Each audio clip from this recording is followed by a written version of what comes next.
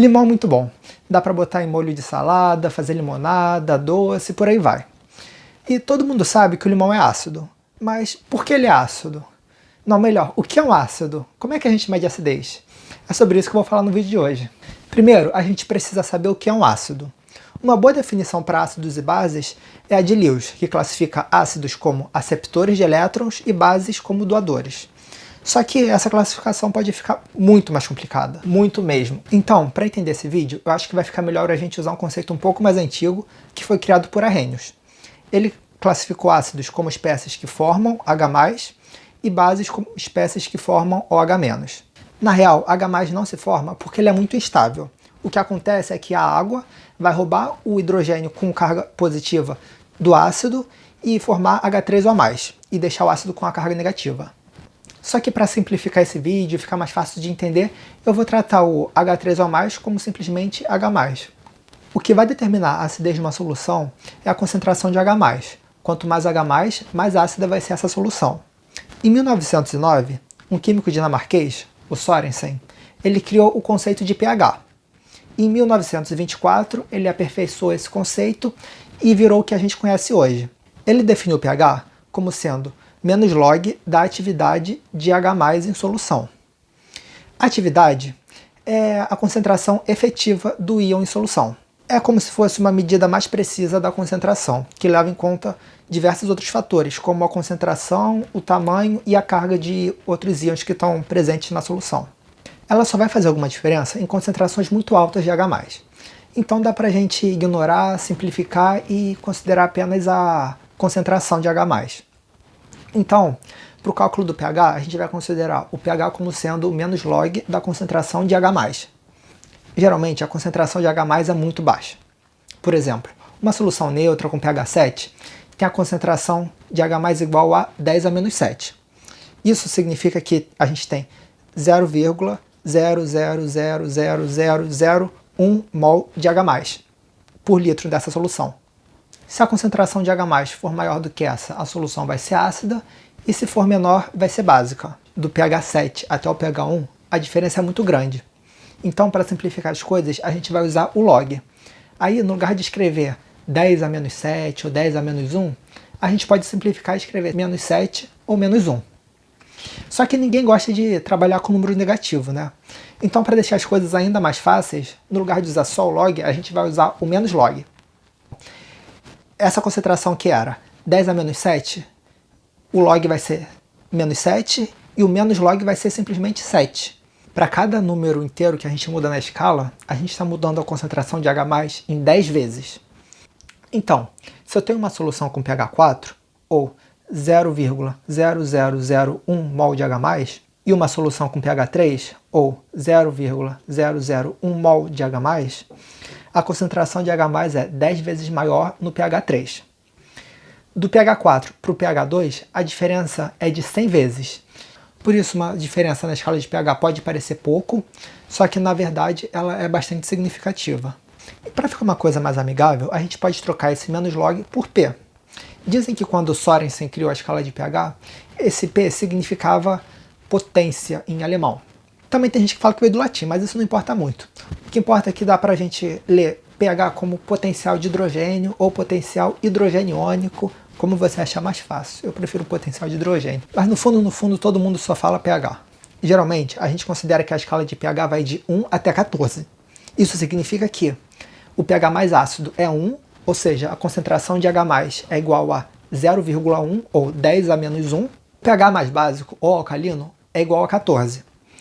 Ou seja, a concentração de H+ é igual a 10 a menos 14. E o pH neutro é igual a 7, onde a concentração de H+ é igual a 10 a menos 7.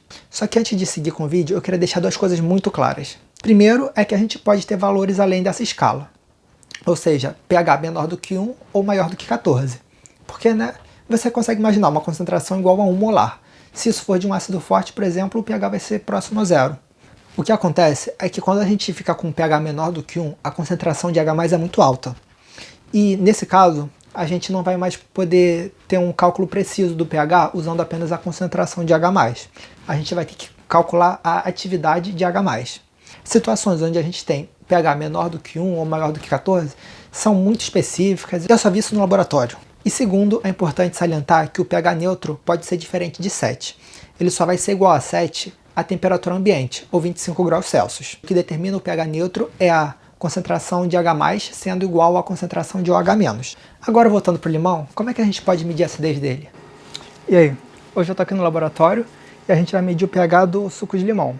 Aqui fala que é 100% suco de limão, então vamos acreditar, né?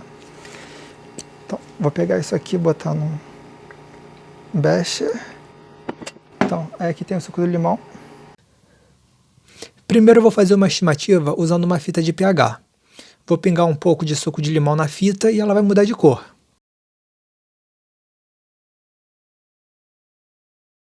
Comparando essa cor com a tabela da fita, o pH parece que está em torno de 4, um pouco acima do que eu esperava. Geralmente o pH do limão fica entre 2 e 3. Agora vamos ver como essa fita fica com uma solução ainda mais ácida. Essa solução que eu vou usar agora é uma solução de ácido sulfúrico, aproximadamente 5 molar. Aqui, como dá para perceber, a cor que a fita ficou não aparece na tabela.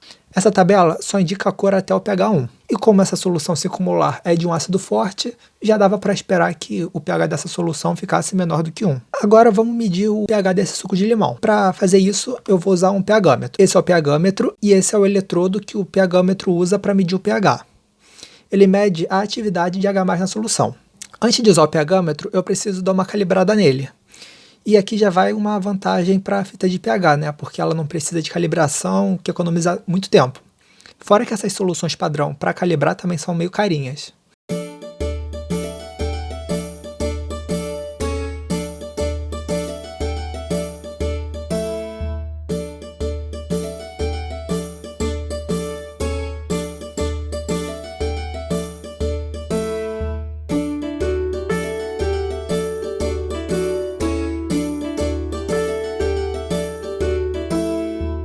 Aqui eu acabei de calibrar e agora eu vou medir o pH do suco de limão.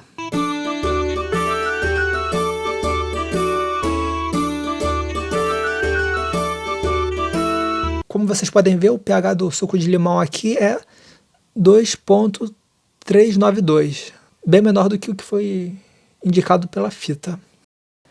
O pH indicado pela fita estava bem diferente do medido pelo pHmetro. Eu acho que isso aconteceu porque a fita que eu usei já estava velha e ela também não estava armazenada de uma maneira ideal. Isso pode ter causado uma degradação do indicador ou contaminação, por isso que o resultado estava diferente do que o pHmetro deu. A fita de pH não é um método ruim, ela tem as suas vantagens, só que com o pHmetro a gente consegue resultados muito mais precisos. O interessante é que os dois métodos medem o pH de maneiras diferentes. A fita de pH ela vai ter um indicador que vai mudar de cor dependendo do pH, já o pHmetro ele vai determinar o pH por um método eletroquímico. O limão é famoso por ser rico em vitamina C, ou ácido ascórbico para os mais íntimos. Essa estrutura aqui, né, parece um pouco complicada. Mas apesar da vitamina C ser um ácido, o que faz o limão ser ácido é a presença de ácido cítrico. A concentração de ácido cítrico pode chegar até 8% do peso seco do limão. É muita coisa. Agora vamos olhar para a estrutura do ácido cítrico. Ele possui 3 grupos carboxila. Cada grupo carboxila vai poder perder um hidrogênio e esse hidrogênio vai deixar o meio ácido. Agora é interessante reparar nesse OH aqui embaixo da molécula. Esse hidrogênio não é ácido.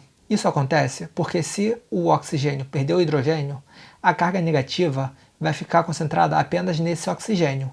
Já nas carboxilas, a molécula vai poder distribuir a carga para outros átomos por ressonância. Essa ressonância da carga vai estabilizar a molécula e por isso os grupos carboxila vão perder o hidrogênio com maior facilidade. E com altas concentrações de ácido cítrico, acho que dá para entender porque o limão consegue ser tão ácido. Agora, pessoal, em relação ao pH, de fato é um conceito um pouco complicado de entender. Usa log, sabe? Isso não é muito intuitivo. Então, eu também tive bastante dificuldade no começo, quando estava estudando, mas depois de praticar bastante, isso começa a ficar uma coisa mais natural. Acho que o melhor jeito para entender pH é fazendo bastante exercício até você se acostumar com a escala logarítmica. Depois disso é moleza. Dava para falar muito mais sobre pH e entrar em assuntos como pOH e kW. Só que isso vai ficar para outro vídeo. Se você ficou com alguma dúvida, deixa nos comentários aí embaixo. Se gostou do vídeo, se inscreve no canal, deixa o like. E por hoje é só, tchau! Legal essas bolinhas, né? Pena que não dá pra entender direito o que tem aqui.